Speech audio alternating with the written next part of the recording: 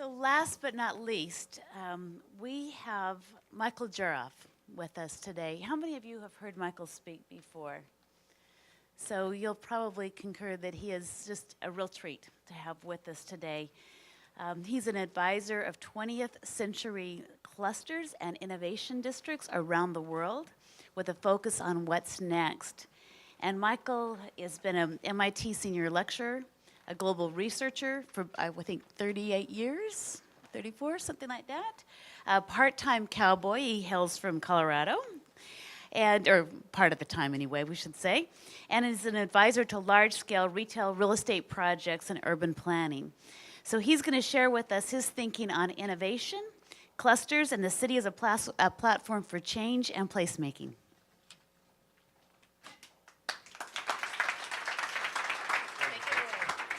Thank you, Kate, for the introduction. And for those of you I've met before, hello. For those I'm meeting today, hello again. The one nice thing about going last, especially if people stay in the audience, is the fact I can say that 90% of what I heard today really fits what I want to say. I won't talk about the other 10%, that's another discussion. But there are four things I think I want to use to lead into my conversation that I heard really, I think, are very valuable. One is the instrumental value of place. That place itself doesn't make things happen, but place can be very supportive. So when we talk, as the first speaker this morning said, your job is workplace making, I don't think so. I think your job is whatever the job is of your corporation.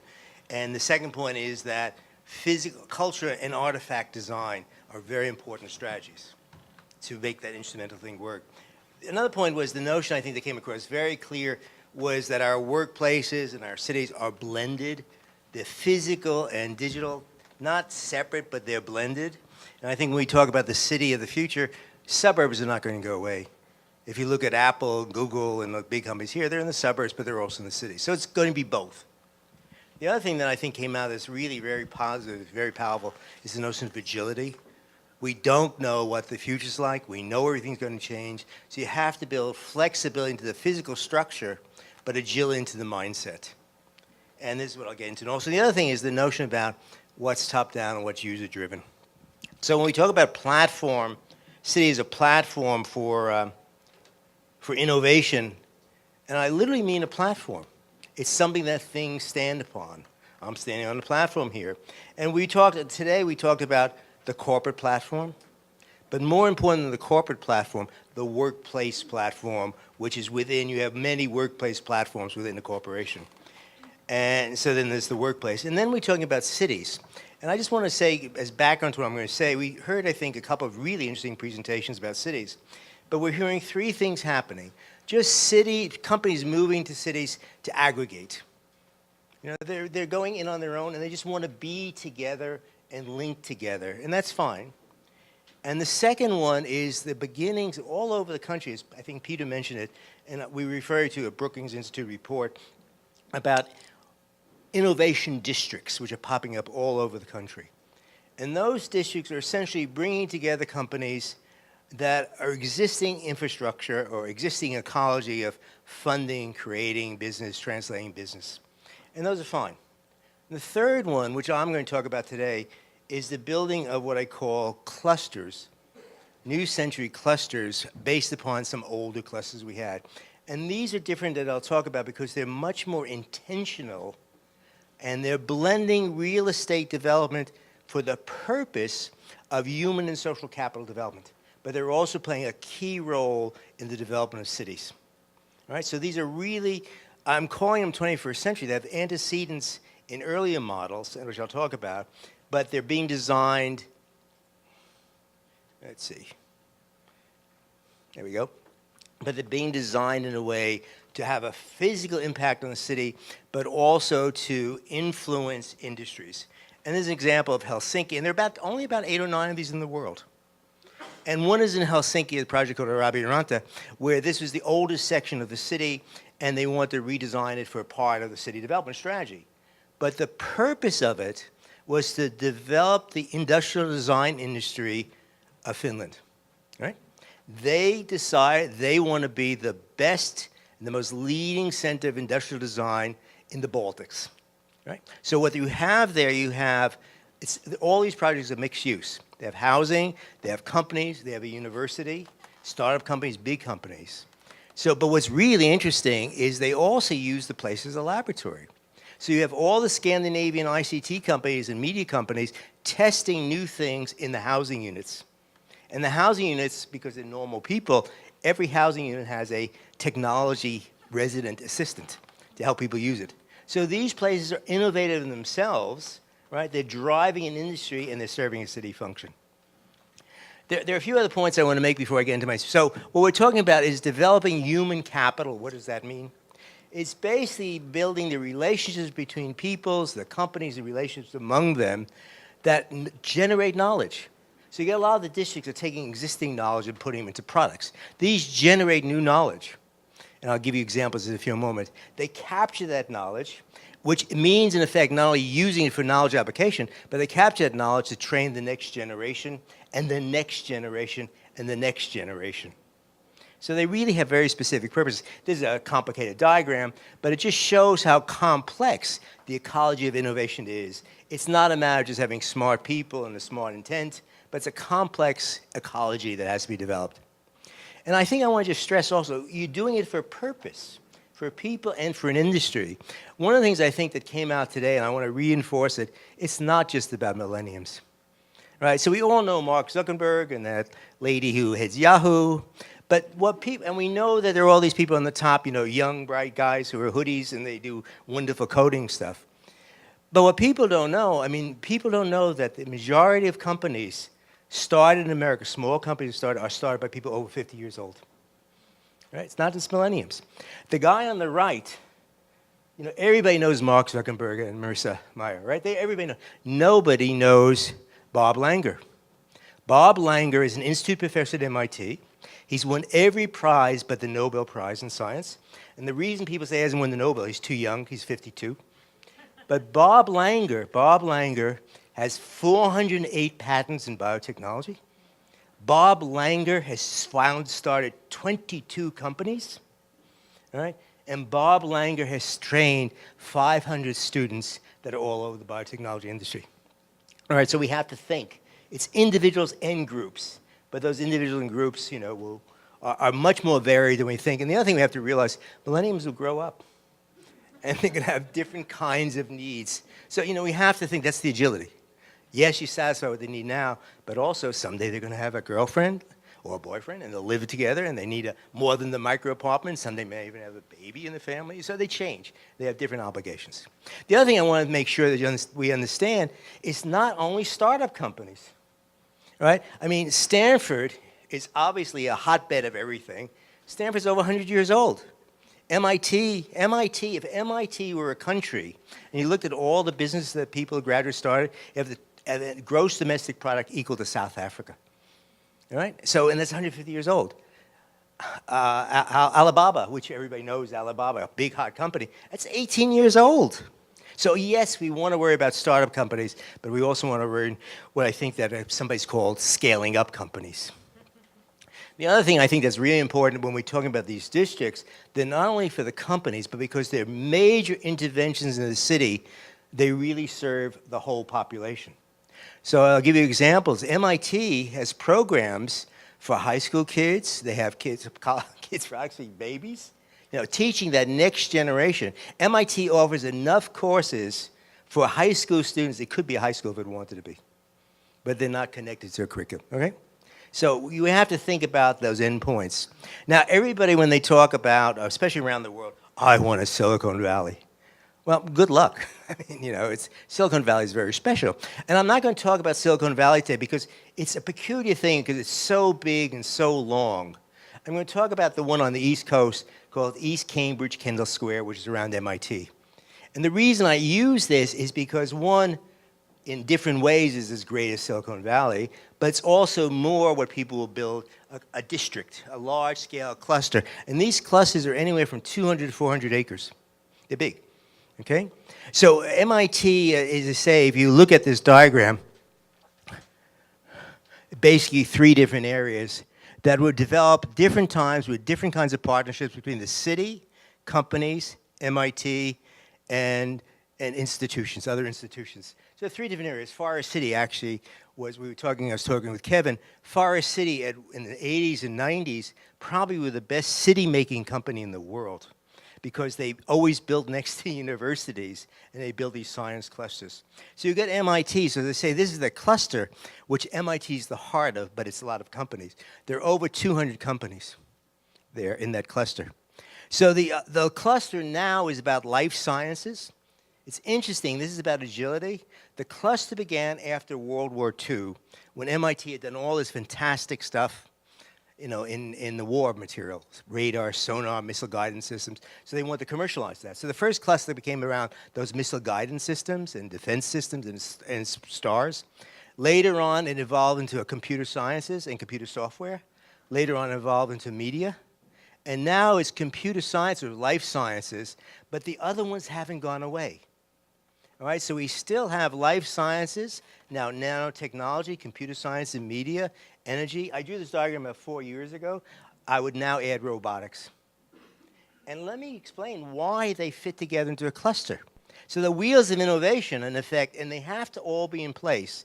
There's MIT, Harvard, BU, Tufts, industry, life sciences, and ICT. They're the teaching hospitals where you try these things. There's the workforce and venture capital. Those are the wheels. And they all have to be in place. And again, I don't think you can read this, but basically what I'll say is if you look at this, there are many different components, not just venture capital, but there's ways, there are associations, there are clubs. They're all things that build people together as well as companies. It's state, local, private, national. All come together. And again, what I want to stress, this is not guided by a master plan. It's guided by a strategic vision, right, which is carried out agilely, which can change all the time. Now, even the real estate companies, you think of real estate having to commit themselves long-term to real estate. So at a meeting the other day of the real estate people who developed the life science, they told us something interesting. 80% of the companies never stay for their full lease. Think of that. That's not a master planning strategy. They have to leave, they go away, they grow, they change, they merge. And it's extraordinary. That's the heart of agility, one heart of agility. So the other thing I think that's really important to understand, the area in the box is basically we call it East Cambridge, Kendall Square. Nobody wants to call it the MIT area, but it's East Cambridge, Kendall Square. And that's where the heart of things are. But you see how it's spread around the whole area. It goes to the teaching hospitals across the river, down south in South Boston, out to Harvard, into BU and Tufts. So the heart of it is in Kendall Square, but the major part, it's all over. And even on the far, or I guess your far left of it, when you see the cluster out there in the suburbs, that's where manufacturing happens. Okay, because you're still manufacturing. The thing is, they don't look like cars. They don't look like computers. They look like things that can deliver nanobytes to the DNA structure. So you still have manufacturing. And again, it's statewide. And I don't have a picture of it, but it's global. The point is there's a heart and a soul in East Cambridge, Kendall Square, but it's global. All right? Now, I mean, if you look at the relationships between, we say it's the best cluster for biotechnology, life science in the country, in the world. Cambridge University says, no, they're better. Anyhow, we work together. There's one part of a cluster. You cannot separate one from the other. So, but I want to go through a couple attributes. I mean, obviously, they have offices, laboratories, R&D spaces, teaching and learning spaces, and those may be in companies, not just in the universities. Startup places, incubators, accelerators, direct customer service, like in the hospitals, manufacturing and making, everywhere places. All right? Now, what's interesting, this grew up, and these work in a very ecological way, like nature does. You know, it just moves and changes and shifts. The problem, not a problem, a challenge becomes when we're seeing these innovation districts develop, people are saying, aha, okay, we'll go to South Philadelphia, and we'll have 2 incubators, 1 office, 1 university. I mean, so these grow and they change and they get nurtured by different coalitions over time. They're not to be copied. Just like a good workplace, it's based upon the context of the place. And of course, you know, they're physical. I mean, I have so much trouble when I hear people talking about we're going to do physical, we're going to do, IT, we're going to do this, virtual. I mean, and the reality is they're no longer different. They're totally blended. All right, so if you have a platform, you have a platform that's physical and this, right? And I'll get into in a moment how you even have more complex platforms. The other thing that's really, really important about this is the culture of innovation. And I think people talked about in the workplace. If you don't have a company that's interested in change, innovation, whatever words you want to use, no matter what you do with workplace, it's not going to matter. You have a pretty workplace and people say, ooh, it's nice. It's not going to change behavior of the company or the product. So it's this culture of innovation. And I want to tell you about each of these clusters have their own story. In this one, it comes out, there are 3 or 4 different things that are really of the culture. One is crossing boundaries, all right? And the boundaries is not just between, disciplines, it's between companies, all right? So in effect, we have 2 major buildings, I think, in this cluster. One is called the White Institute for Biotechnology, and that was created in the 80s, and that was created in a way that brought together private companies and universities for the first time with a shared IP. All right? Now we have the Broad Institute, which is taking the genome, trying to make medicine out of it. It's Harvard, MIT, and companies in the same building working as one. They've worked out IP issues.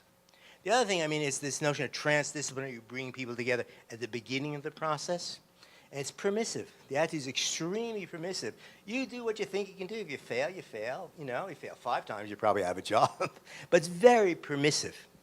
And the other thing I think about these classes is really important. What they do is significant to the economy.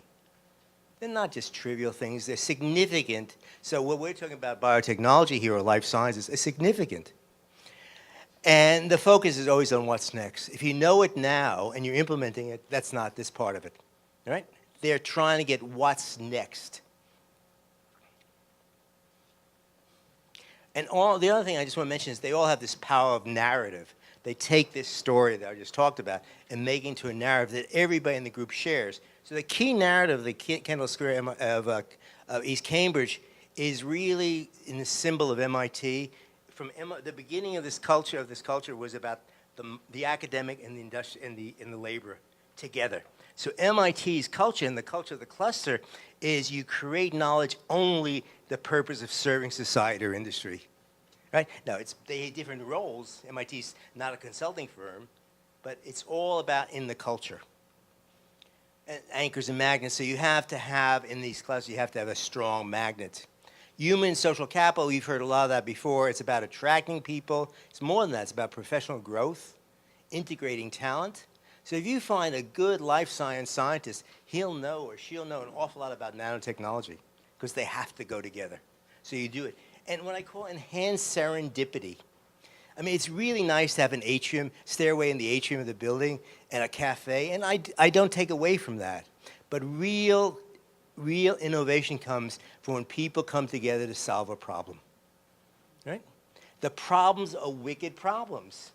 Pfizer came to this complex with the notion about they want to look at solutions for 2 things. One, a certain kind of Alzheimer's problem, a certain kind of cancer problem. They knew they had to meet other people. So it was not just going around, hanging around the cafes, which they do, but enhanced serendipity, making things happen that'll do that. Again, the platform itself is a laboratory. And one of the things I think, everything I've heard today, very good things, but a lot of these ideas are 20 years old. And if you're looking for the future, one of the places you look at are universities. You all went to university, most of you did at least. Co-working, that's not a new concept, it's a new business concept. What do you think you do in universities? You work every place, anytime, right? And that's co-working. So again, we have things. I'll just give you this. So the media laboratory, which created these things, is one thing. But this one example here, then I know I have to finish soon. This one example here, when I talk about platforms, there are platforms on top of platforms on top of platforms. So you talk about the IT platform, you have one basic thing that goes to the whole company. Then different business units will have their own platform, and individuals have their own platform. So we teach a program, a PhD program in Singapore. It's totally virtual. But before they started, they understood how a PhD program works in MIT. And they have a platform that's above the MIT platform that uses Internet 2, redundancy, and has technology in every faculty member's home who teaches this program, because one of the things is the instant interaction between student and faculty. So faculty are willing to talk 2 in the morning to people in Singapore. So it's platform on top of platform on top of platform. So, you know, you talk about cyborg camp. We've been running these camps for kids for a long time, and again, this is creating the next generation. Community context, I'll just basically, because a lot have been said already, this issue of gentrification is much more serious in a city context than we realize. If you're from San Francisco, I don't have to tell you that.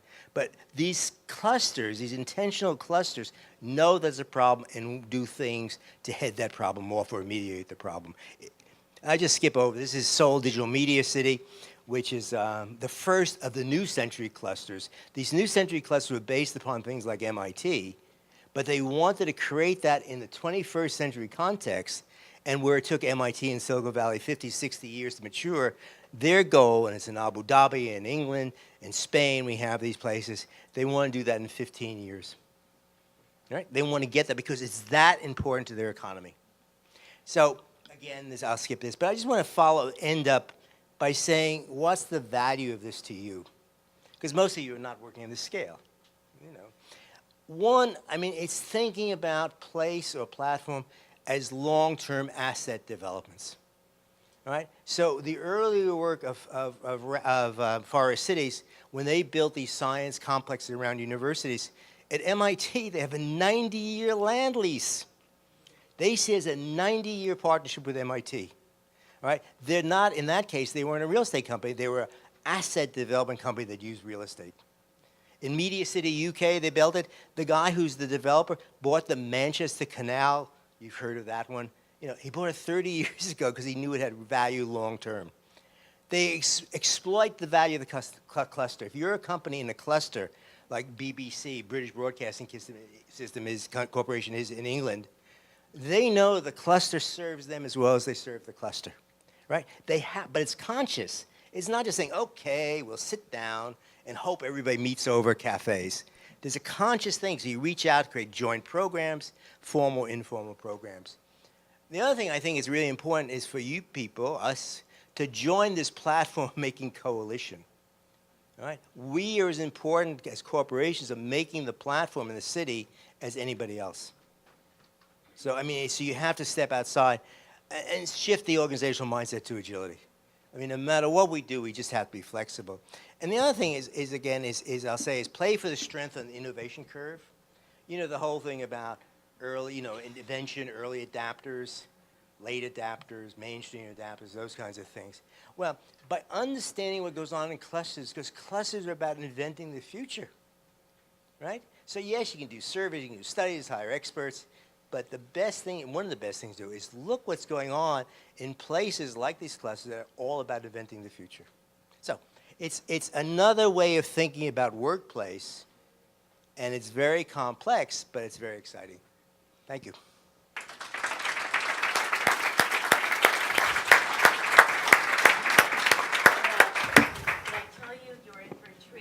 We've got time for a couple of questions for Michael. Anybody got any brain cells left? All right.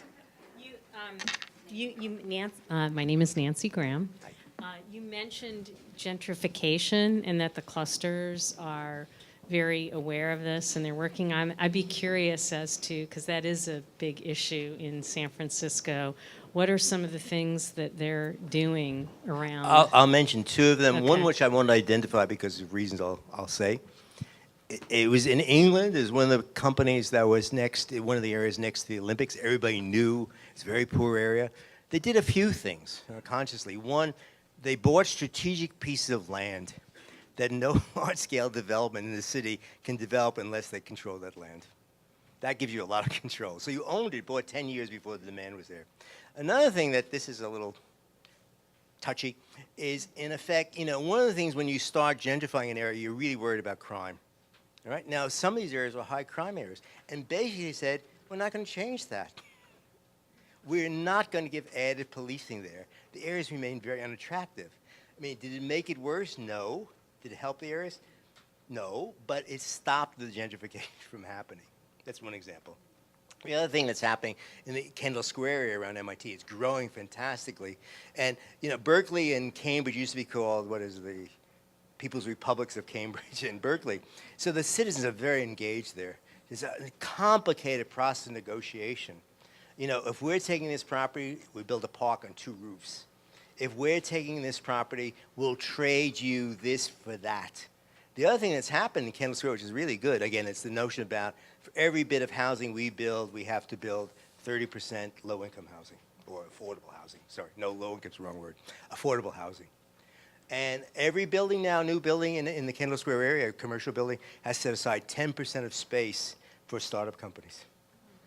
So, I mean, there are those strategies. I could go into more, but it's consciously saying, we got a problem coming up here. In Salford, England, they've started high schools. They started a job program, and the job is not just getting people to sweep floors. They're getting people who sweep floors and teaching them how to be grips for television. So it's all those kinds of things you can do.